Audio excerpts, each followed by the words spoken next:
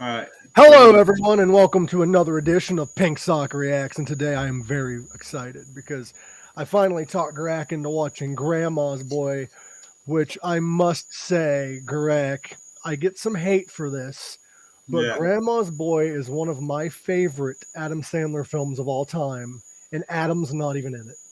No, but it's a great film. It's like I was saying to you before this show. Mhm.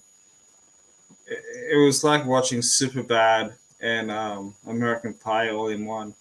And a little bit of like your old Cheech and Chong style humor. Yeah, man, definitely had that vibe in it, man. It's just another stoner movie. No, I always say it's my favorite Adam Sandler film, but he isn't in it. But Adam really didn't have much to do with this movie. It was part of his production company.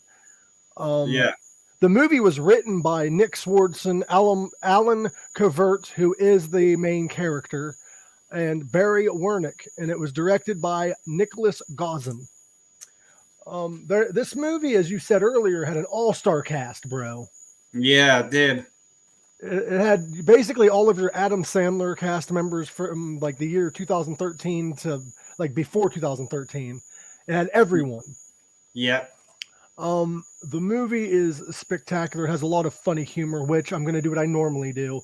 I'm going to quickly go over the movie and my favorite scenes. Gorak, you're more than welcome to interrupt me to talk about your favorite scenes of the movie, because I might remember more than you remember, because I've seen this movie thousands of times in my lifetime. Mm-hmm. Thank you, Morgan, for joining. Thank you, everyone, for tuning in. Anyone who's listening to this after the fact, thank you so much. Every Adam Sandler movie is fire, but this one is really, really good. And this was one of the first movies under Happy Madison Productions that Adam wasn't in, if I'm not mistaken. So, when you're saying that it's a Adam Sandler movie, Yes. is that like, did he write the script? No, Oh. he really had not much to do with it. It was just his production company that let it happen. I got you now. Okay, I just didn't know what you meant when you meant like. Yeah, Happy Madison Productions is Adam Sandler's production company that made all of Adam Sandler's movies. Oh, nice. It's his own production company, but this movie he can release his own movies underneath that. Yeah, but this movie particular was actually written and produced by Alan Covert, who is the main guy of the movie. Yeah. So it's technically an Alan Covert movie. Yeah. He's the guy that plays Alex. Now, this movie, I'm going to quickly go through everything that happens in the movie, and we can discuss our favorite scenes and shit. The movie is gold. It starts off, this is one of those movies where every single scene is gold. Yeah.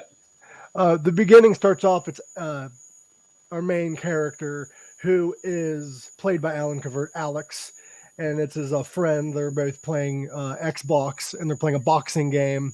Yeah. And two guys come in, and they're taking all their shit. And they're like, hey, what are you doing here? And did you notice who played one of the movers? What's that, sir? Did you notice who played one of the people taking his shit? Yes, and I can't remember his name now. Pro wrestler Kevin Nash. Yeah, thought so. Yeah. Kevin Nash explains to him. Well, he don't explain to him. His landlord comes in and explains to them, who is played by Rob Schneider. Yeah. He comes in and is like, we haven't gotten rent for 3 months, so you have X amount of time to move all your shit out of here, or these guys will remove your nuts through your butthole. And he's like, well, we've given you the rent money. I give all of my money to my buddy here, and he gives it to you. And you find out that he spent all the rent money on Filipino hookers. Yeah. Yeah. And then it was like they called massage therapists. Yeah, they're massage therapists, and Kevin Nash is like, they'll massage your cock for money. I think we call that hookers. Yeah. That's funny. But he gets kicked out of there, and we all find out that he has no place to stay. The landlord is like, you forgot your smoking lamp, and fucking threw his bong and shattered it. Yeah. He's now trying to find a place to stay. You find out that he works for Brainasium, which is a video game developing company. He makes and plays video games all day. Yeah. He ends up trying to get a hold of his friend Dante before he goes to work. Dante doesn't answer his phone. He ends up going to Dante's house. And this is my favorite character of the movie. Because he walks up to the door, he knocks on the door, and this dude answers the door. He's like, dude, do you never answer your fucking cell phone? And he's like, Yeah. I'm sorry, I was putting up my Christmas tree. And he's like, it's fucking July. Yeah. He's like, get the fuck out of here, it is. Christmas in July? Yeah. Hello. Like, Yeah. And then it's revealed that he's butt-ass naked. yeah. And he's like, why are you naked? He's like, oh shit, I am naked. Come on in. And this dude is the drug dealer of the movie. Yeah. Yeah, I remember that part. Yeah. Well, not drug dealer. He just sells weed. But he tries to sell, he's selling weed to our main character. And he's like, what kind of weed you want? And he starts naming the weeds. He's like, I don't give a fuck. I just want weed. And he grabs the weed and goes to leave. And he's like, you can't get that hostile when the lion's here. And he's like, wait, you're getting a fucking lion? He's like, yeah. Man. To protect my shit. And he's like, what? He's like, haven't you heard of a dog? And he's like, yeah. This is one of my favorite lines of the movie. There's a lot of great lines in this movie, but when he says, you can get past a dog, but nobody fucks with a lion. Yeah. And Alex ends up going to work. And we don't really see Dante for a few in the movie. This is when the movie's story starts taking off. We are introduced to the villain of the movie, JP, who is a video game developer. It kind of looked like Keanu Reeves from the fucking Matrix. He kind of looked like Kylo Ren in Star Wars. Yeah, well, he had that fucking Matrix shit going on. Yeah, did you notice the reference in the movie? Kinda. Where he's like, where'd you get your... He's like, I didn't know they sold those glasses in the Matrix or some shit. Like, he made some kind of a joke towards them. Yeah. But JP is a video game developer. He's a prodigy. He's made 2 great games in the year. And we also are introduced to a lovely female who is Alex's crush, per se, at the beginning. Alex ends up getting woken up because he got woken up by her because he tried staying the night at his friend's house, Jeff, which his grandma invited him to stay the night, but he said no, and he ended up staying at his buddy's house. Yeah. Who is played by Nick Swardson. He's at the door wearing fucking footy pajamas. And he has a car bed. Yeah. I love this guy. I want a car bed. Would you get a car bed, Gorak? Fuck yeah. Dude, I want a king size car bed. It'd be like a car van. It'd be like a bed van. That's before we move on, I find it funny when you word things like that. Why? Car bed. Yeah, car bed. That's the name of them. Yeah. What do you call them? We just call it like a fuck. I know there's another name for it, but we say it different. But he has a car bed, and the reason why he had to go to work and sleep there was because he came on his buddy's mom. Yeah. He was jerking it to what was her name from fucking... Oh shit, I'm drawing a blank. Tomb Raider, Lara Croft. He's jerking off the Lara Croft doll, and he fucking comes on his buddy's mom. So he ends up sleeping at work. And he gets woken up by her. That's when we're introduced to all of the cast of people there, which is a very interesting group of people. Like I said, you have JP, who you have his love interest, who's in charge of overseeing the game. You have the guy that's the head of the company, who's like this hippie yoga guru. Yeah.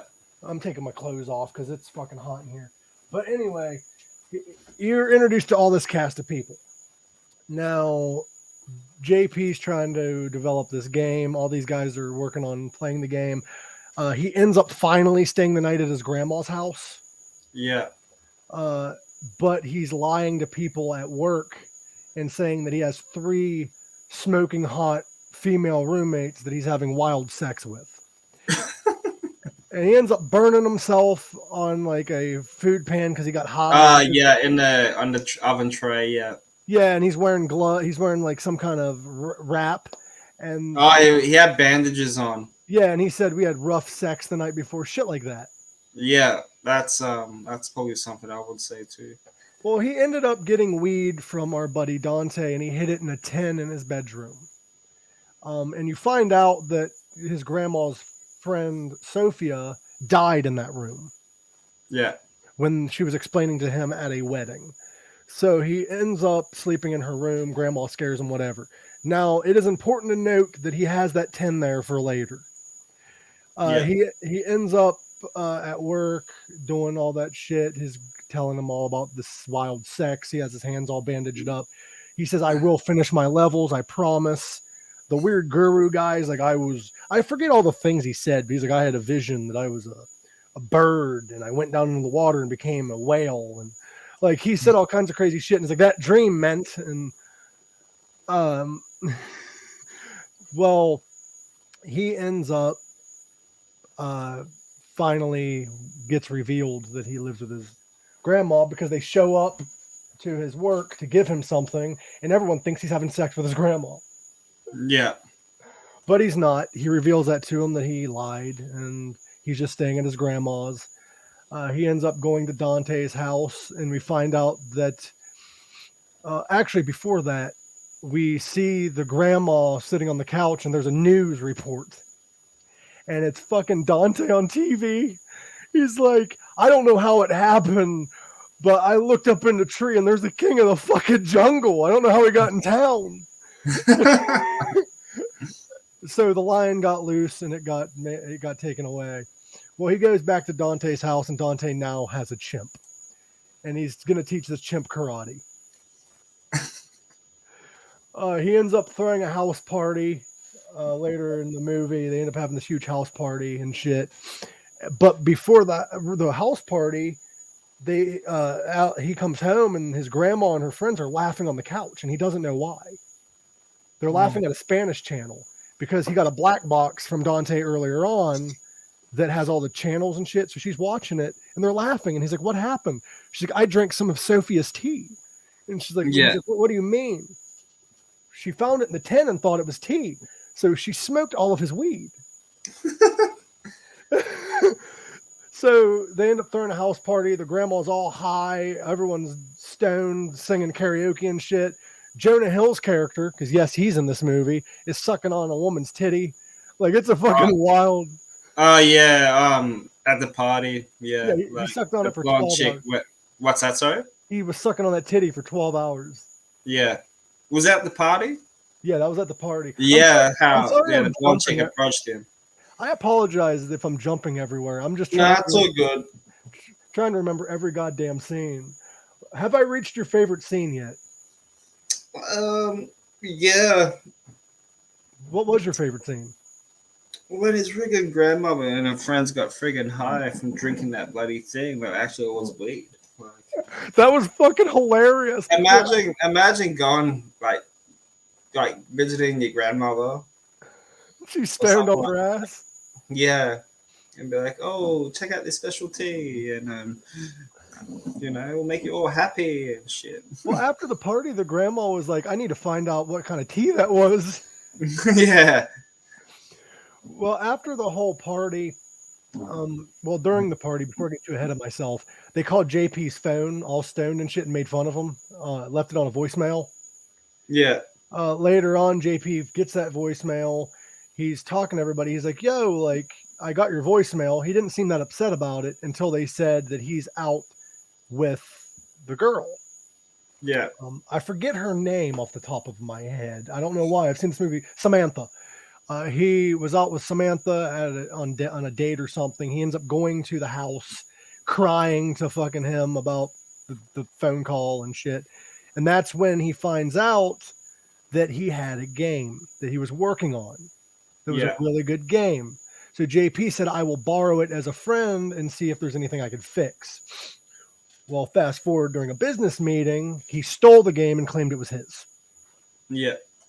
He gets then, of course, naturally, Alex gets pissed off, says, "Fuck this place, I quit," and left because nobody believed him. Yeah, I remember that part. His grandma ends up finding out that he's in trouble, and they try to call Alex, and guess where he's at? He's at Dante's house. He told Dante, "Take all the weed you got, put it into one joint, we're smoking it." And Dante's like, "Yeah, I'm going to Looney Bin with you. I don't give a fuck. We need to document this and put it on Discovery Channel." Yeah. So they're smoking the weed, and when they call to let him know, "Hey, your grandma's saving the day," stoned as fuck, Dante's sitting there, and he's like, "What's that ringing? Do I have a tumor?" And then and then he answers the phone, and he hands it to Alex. He's like, "It's for you. I think it's the devil." He's like, "I quit that place months ago," Alex says to him, and he just quit that day. And they're like, "Yo, like, how stoned are you?" And he's like, "Fucking pretty torched," is what they find out. And he's like, we got to go. My grandma's in trouble. And they give him some story about how JP turned into an actual robot and kidnapped his grandma and shit. Yeah. Well, Dante is too stoned to drive to the devil's house. So they use the monkey to get there. So fast forward in the workplace, grandma is facing JP in this game Demonic. Yeah. Fun note about the game Demonic, it was an actual real game. Yeah, it was. Yeah, I was just reading through the trivia. Yep. The video game featured in the movie Demonic was to be an actual video game released for Xbox 360, but the project was canceled in production due to financial troubles, and they let the game use it, the movie use it. Mm-hmm. But yeah, fast forward, they're playing the game. Grandma ends up beating his ass. Yeah. He ends up being toted away, looks at Samantha's like, "Sit on my face," because he talks like a robot the whole movie. And then Alex is the hero. And then we fast forward 6 months, and they're all sitting on the couch with Dante. Yeah. And Dante's like, "Oh, I got you a present, Alex." And the whole house starts fucking shaking. And they're like, "What the hell's that?" And he bought him an elephant. And that's how the movie ends. Yeah. Now, there might be some scenes that I missed, and we can get into our favorite scenes now. Yeah. Who was it? One of the Alex's friends hooked up with a grandma. Yes, that was a thing. It was the friend that he came on the mom of. Yeah. It was Nick Swardson. He ends up hooking up with the grandma, and he's like call the people bragging. He's like, "You want to talk about STDs during the silent film era?" Yeah. And he's like, "She didn't invent the hand job, but she did invent the finger in the ass." Yeah. Like crazy shit like that. But yeah, he ends up with this granny that is friends with Alex's grandma, which I think is fucking hilarious. Yeah. Another good honorable mention is the Dance Dance Revolution scene with Nick Swardson's character. Yeah. Where the kid challenges him to Dance Dance, and he's like, "I've never played that." And he's like on the Dance Dance Revolution pad dancing. And he's like, "High score, what does that mean? Is that bad? Did I break it?" Yeah. So it's a funny ass movie anyway, man. So Gorak, before we start really digging into reviewing, what the fuck's that? Actually breaking down the movie in the sense of how did we enjoy it and actually ranking it. Yeah. Pink Sock Podcast is going live the next 2 Mondays at noon Eastern Standard Time. So go check that out on YouTube and make sure you subscribe to the channel if you like this episode and you like future episodes. What was your ranking, Gorak? Out of 10? Out of 10 pot leaves, what do you rank this? I like that one. Out of 10 pot leaves. Or out of 10 lions? No, I reckon because it is a stoner film. Yes. And this movie was released before American Pie and Superbad. So, was it? Yes. 2006 was when it came out.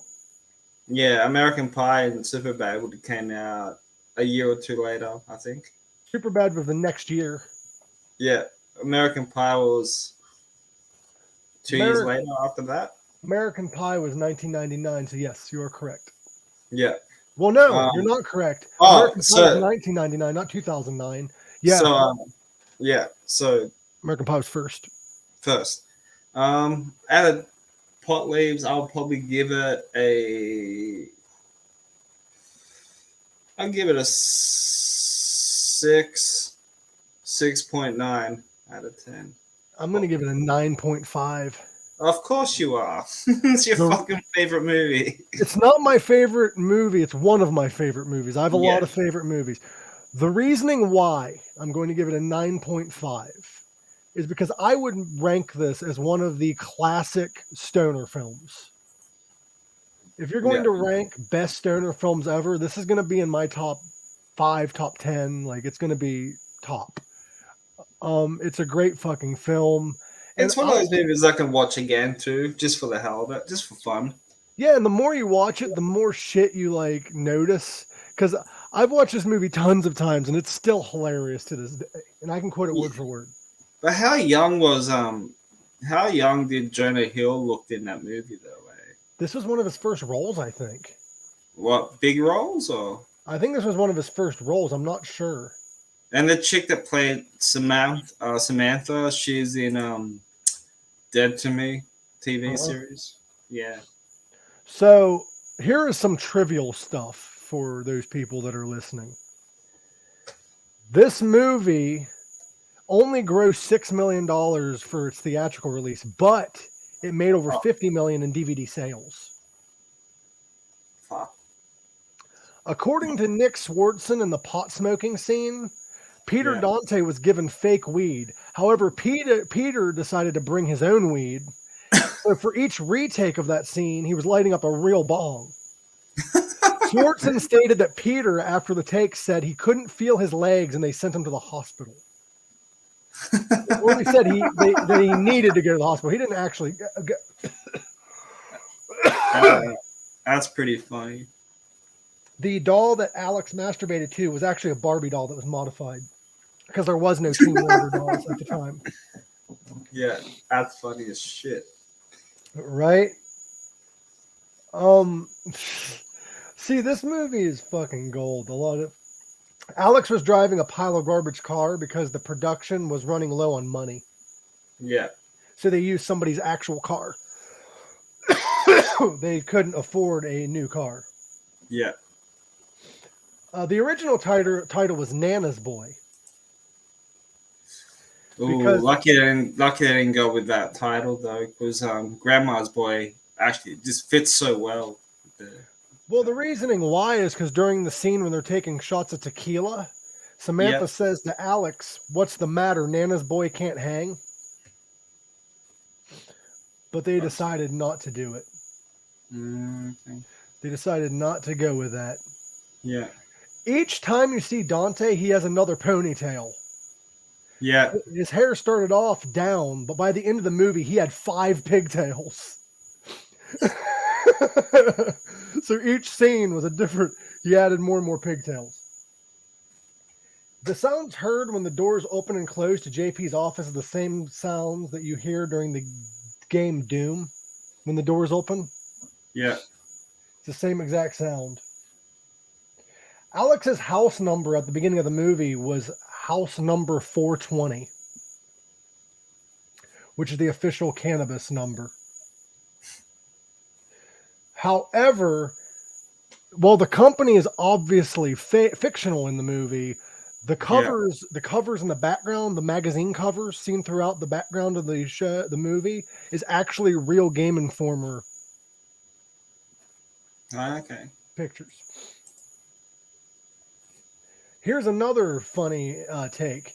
During the climactic video game sequence, when JP attempts to insult Lily, which is Alex's grandma, by telling her Murder, She Wrote is on, the reason why they have that reference in there is because Doris Roberts, who plays Lily, actually appeared in 2 episodes of Murder, She Wrote in 1983 or 84.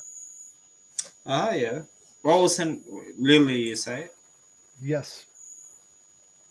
This is the second film that Adam Sandler had ever worked with 20th Century Fox on as an actor or a producer in his career. The other was the comedy Airheads. Yeah. Everybody's been fucking telling me to watch that movie because someone said I look like Adam Sandler in Airheads. I didn't think Adam produced this movie, but I guess he did. Yeah. This was the second film that has both Rob Schneider and David Spade together. The other one was also released in 2006. Benchwarmers. Okay. The part of the dance that Jeff Nick Swardson does on the DDR game is the same dance he also does in I Now Pronounce You Chuck and Larry that came out the next year. Oh, it's nice.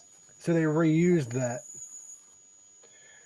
The opening credits of the film were based on an old arcade game, Galaga, which the director Nicholas Gosson was very happy with, along with the cast featuring Alan Covert, who are also fans of the game. This film features a few Saturday Night Live alumni, which include Adam Sandler, who produced the movie, Rob Schneider, David Spade, and Kevin Nealon. Jonah Hill also co-stars in the film, where he eventually hosted the show years later. JP, who's played by Joel David Moore, speaks and acts like a robot throughout the film. It's his character's defining trait. Owen, Joel's character in Dodgeball, same character pretty much, because he's wearing a t-shirt during the car dodging scene, and the t-shirt reads "I Heart Robots," which does a complete 180. Cool. Those are all the trivia facts that I have. There are some goofs if you're interested in hearing them. Yeah. Well, shit, where'd they go? Where did my PP go? Oh, there it is. When Alex puts a food tray in his grandma's oven, there is a banana in the corner of the tray. When he opens the oven later to take the food out, the banana is now gone. When Jeff is testing the game in his room right before Alex calls to ask if he can do his levels, the action on his computer screen doesn't match up with the "Hi, you're dead, goodbye," as the figures keep moving and fighting. As he is on the phone, his hands are off the controller and the characters keep moving anyway. Yeah. So that's a little goof. So this movie, what do we rank it together, though? You want to just go with 8 out of 10? Yeah. Meet me somewhere in the middle? It actually didn't do that well in like the critics. It didn't do well with the critics, but this movie... IMDb gave it 6.9 is what I gave it. Metacritic was 33 and Rotten Tomatoes 15%, but critics and...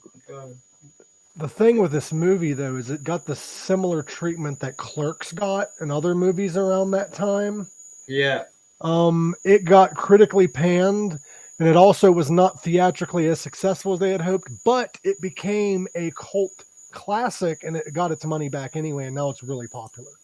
Yeah, movies are always like that, man. House of a Thousand Corpses for an example. That's why I never listen to critics, and I just watch it for myself. Yeah, me too. I don't. No, I totally agree. Me and a mate was saying that too. People were giving shit on the new Hellboy movie that came out a couple of years ago, the reboot. And he thought it was good. So yeah. My question to you, though, is who is your favorite character in Grandma's Boy? My favorite character. Yep. Fuck. And next week we do have another Pink Sock Reacts on Wednesday. We're going to be reacting to Little Nicky. Another good Adam Sandler film. Shit. Favorite actor? Jonah Hill was kind of cool in that. Like, Jonah Hill. But who would you say was the defining character that you enjoyed? The one that really Blonde made chick. Huh? No. The blonde girl. No. I thought Lily was cool. Lily was a good character. My personal favorite character is either Alex or Dante, because think about it. This dude has been an extra in a lot of films, including this one. But it's one of those characters similar to Nick Swardson's character in this movie, where if they weren't in the movie would not be as good. Yeah. And that's where extras are just as important as main stars. But I loved every character. I don't think anyone was really out of place. It was all good. Like I was saying to you before the show, like the cast in this movie was really good. So, Gorak, next week we're going to be doing on Wednesday. We're going to be reviewing Little Nicky. But on Pink Sock Podcast, live on Monday at noon Eastern Standard Time, hit that subscribe button. Go to allmylinks.com/Pink Sock Podcast to find more information about our podcast. You can find that in the description below. But we are going to be talking about how social media, the good, the bad, the ugly, we're going to be discussing social media and our views on certain aspects about social media.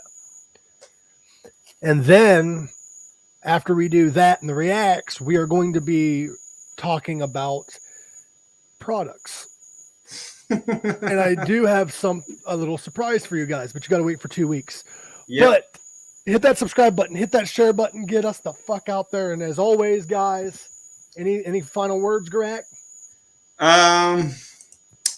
Go and check out my latest cover video. Have Faith in Me by what was the name again?